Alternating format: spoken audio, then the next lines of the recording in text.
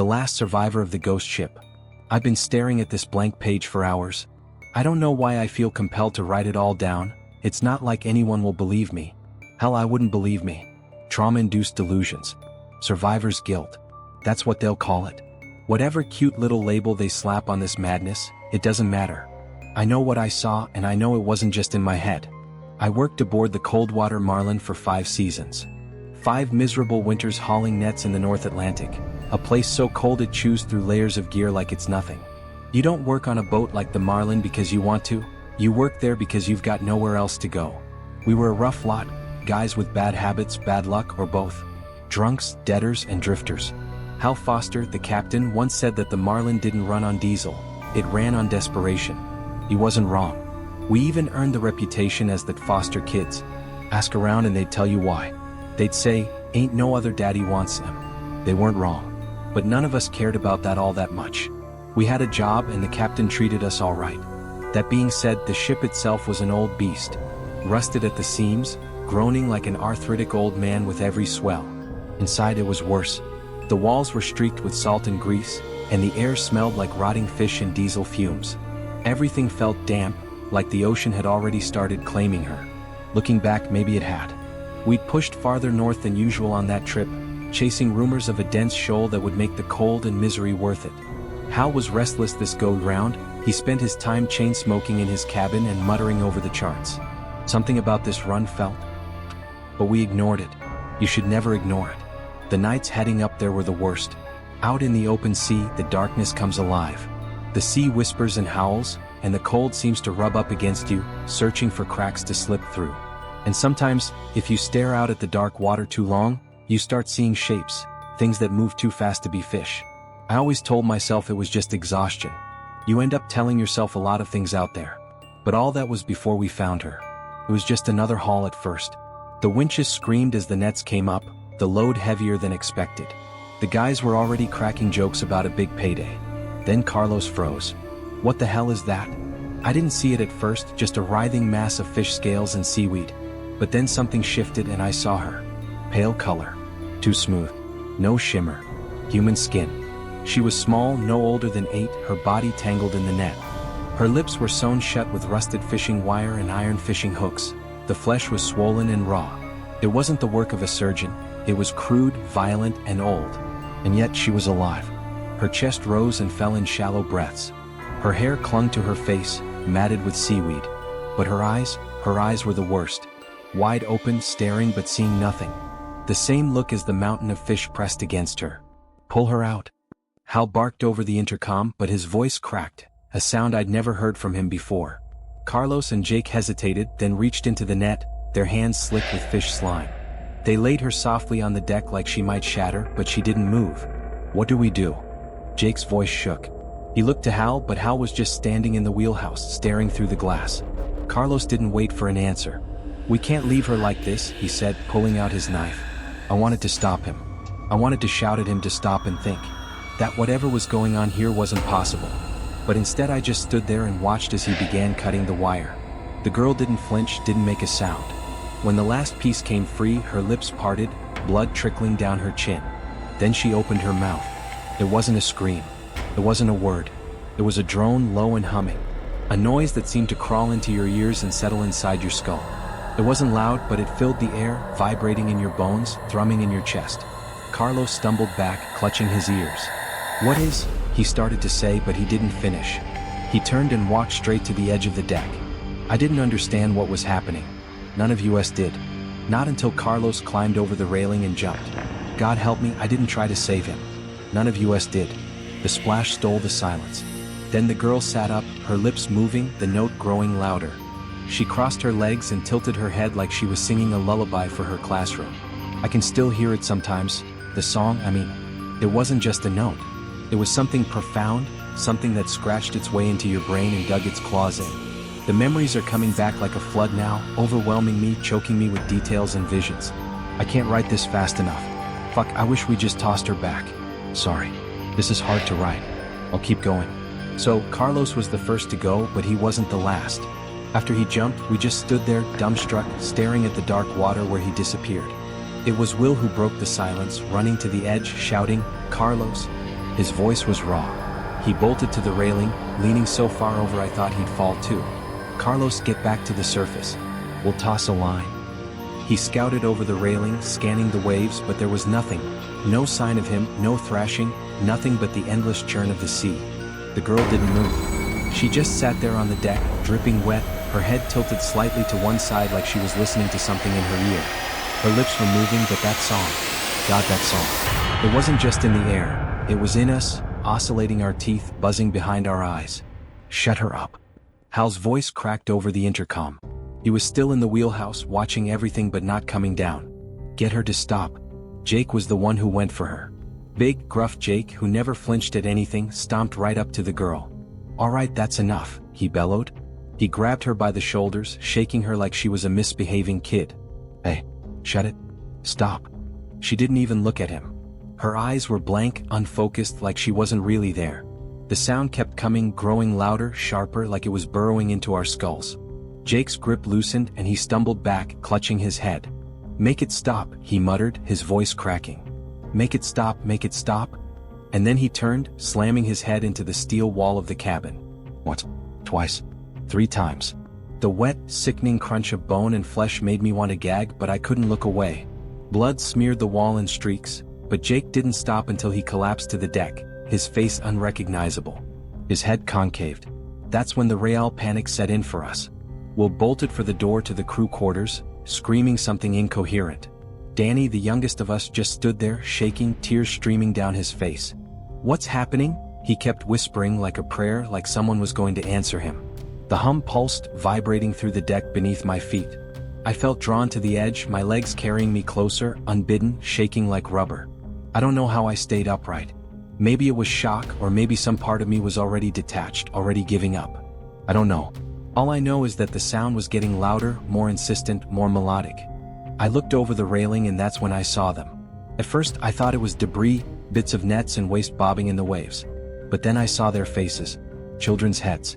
Pale, bloated, their eyes wide and glassy. Dozens of them, floating just beneath the surface, their mouths moving in time with the girl's song. Opening and closing, slowly layering their voices in perfect synchronization. A whole choir. My legs finally gave out. I collapsed to the deck, clawing at the steel beneath me to keep from sliding forward. To keep me from falling into the water with them. "Don't listen to the kids." I screamed, though my voice barely sounded like mine. Will came running back, holding his head like he was trying to keep it from splitting open. "They're in my head," he sobbed, his voice high and broken. "I can hear them. I can hear." He grabbed a knife from the workstation and plunged it into his own throat. The blood sprayed in a hot, sticky arc, and he collapsed beside Jake's body, twitching as the life drained out of him. The girl finally stood up. Her movements were jerky, unnatural, almost thrashing. Her lips parted wider and the sound shifted, becoming something more rhythmic, more euphoric. It hurt to hear it, but it was beautiful. Danny went next. He just walked past me, silent, tears still streaming down his face. He slipped over Will's blood, leaving a long smear of a red boot print. He straightened himself and continued. He just kept walking. He kept walking until he climbed right over the railing and stepped off. No hesitation, no struggle. Just gone. And the ocean he fell into wasn't quiet anymore. It erupted. The following waves sounded like a spasm of exploding glass. Like 1,000 fish breaking the surface all at once. Danny didn't make a sound, but the ocean was roaring. I don't remember deciding to move, but I found myself running into the cabin. I knew I needed to find something to cover my ears. The corridors of the ship felt tighter than usual, closing in on me as the chorus echoed off the steel walls. I grabbed anything I could find, rags, duct tape, anything to stuff in my ears. I kept winding the tape over my head until my ears bled. Then I stepped back out on the deck to see if there was anyone I could help. I wish I didn't. Off near the bow of the ship I saw 2 deckhands engaging with each other. Matt and Reynolds. Matt was standing over Ray with a wrench in his hand. He swung down. The crack was a sickeningly wet thud, almost hollow. I watched as Matt raised the wrench again. Another twist of his wrist brought the metal tool down again and again and again until the wrench was hitting more deck than bone. I couldn't hear him, but it looked like Matt was screaming. I turned and darted back towards the stern. I found Stanley and Greg huddled together near the entrance to the wheelhouse. They'd stuffed their ears too, and we shared a look that didn't need words. I pointed to the door asking them to open it. They shook their heads. Stanley motioned towards the observation window above us. It was painted red. Flickers of sparks and flames illuminated what should have been the control system. I looked back at the men. Greg made a pistol gesture with his hand, pointed it at his temple, then mimicked firing a shot. Captain Foster was gone. I slumped down next to the both of them. The song was piercing right through our ear protection. We knew we'd crack soon. We were just picking straws to see who it'd end up being first. And it turns out it'd be Stanley. He ripped the tape out of his ears, screaming that he couldn't take it anymore, and ran for the edge. Greg tried to stop him, but he couldn't run as fast. I didn't even try. I couldn't. I watched Greg jump in after him. Instead of joining them, I ended up walking across the deck towards the cold storage containers. There were 20 men aboard the Marlin when we started our trip. By now, a good handful had jumped. But the ones still aboard, the ones that I could see, were little more than rapidly freezing masses of meat plastered against cold steel. Matt was also missing from the last place I saw him. Ray was too. Though chunks of Ray were stuck to the railing, thrown overboard like a feed bucket. As I walked past the open door to the lower levels, I could vaguely hear the girl's melody echo out through my ear protection. I wondered if Matt went down there with her, or if there were half a dozen other Matts brutalizing each other in those cramped corridors. I didn't want to envision what was going on down there, but I did. I ended up barricading myself in one of the shipping containers. I don't know how long I stayed there for. Days, weeks. Time lost all meaning. All I could hear was the faint hum of her song, always there, pleading for me to step out. And then all at once it stopped. When they finally found me, I didn't recognize them at first. I was slumped in the corner of the shipping container, curled into myself like a frightened animal. The banging on the steel door was distant, muffled. For a moment, I thought it was her, that she'd come back, that the song would start again and drag me down like it had the others. But it wasn't her. When the door creaked open, I blinked against the sudden light. Voices filtered in, real voices, not the broken voices of dead deckhands that I had grown accustomed to. They were always accusing me, always asking why I didn't jump ship with them. Asking why the life of one dreg was worth more than the life of the next dreg. And the hardest one asking me why she let me go. A man in a bright orange winter rain suit knelt in front of me, his gloved hand on my shoulder. "You're safe now," he said, his tone gentle. But I saw the way he looked at me, the way his eyes flicked over my fluid-stained clothes, my emaciated figure and my sunken face. He wasn't sure what he'd found. They pulled me out of the container and onto their vessel, the Arctic Dawn. The air was frigid, the sky overcast, the sea a vast, gray expanse stretching toward the horizon. I watched as the Coldwater Marlin was drifting silently behind us, its once busy deck now lifeless and slick with frozen blood. I didn't say much at first. I couldn't. My throat was raw, my mind a fractured mess. They gave me blankets, water, and something hot to drink. I remember the captain, a middle-aged man with a beaten-down face and kind eyes, asking me questions. What happened? Where was my crew? How long had I been out there? I couldn't answer. How do you explain something like this? How do you tell someone that the ocean swallowed 20 men because of a little girl with sewn-shut lips? Eventually they stopped asking. Maybe they thought I was in shock. Maybe they just didn't want to know. As the hours passed, I started to piece together fragments of what they told me. The Marlin had been spotted drifting aimlessly, its radio silent, its engines dead. The crew of the Arctic Dawn boarded her, expecting to find mechanical trouble or a stranded crew. Instead they found nothing. Just blood on the deck, some personal belongings scattered in the cabins, and me locked in that container. No bodies. No signs of struggle beyond the blood. Eventually I tried to tell them about her. The girl, the song, the heads in the water. But the words sounded ridiculous even to me. The captain listened quietly, his expression unreadable, but I could see the doubt creeping into his eyes. That night, after I said my piece, I sat alone in the galley. I overheard the other crewmates talking. They didn't know I could hear them. Maybe he snapped, one of them said. Killed the others and lost it? Doesn't explain the blood, another replied. There's too much of it for just one man. No way one man can cause that type of mess. Could have been pirates, someone else suggested, but the words hung in the air, hollow. Pirates don't leave a ship untouched, and if someone goes missing, there'd be a ransom already in the works. When the captain walked in, the conversation stopped. He looked at me and nodded, but his expression said everything. I tried to sleep that night, but every time I closed my eyes, I saw their faces.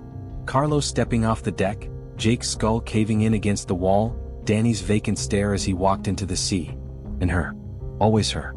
That blank expression, those dark, unblinking eyes. In the early hours of the morning, I heard it again.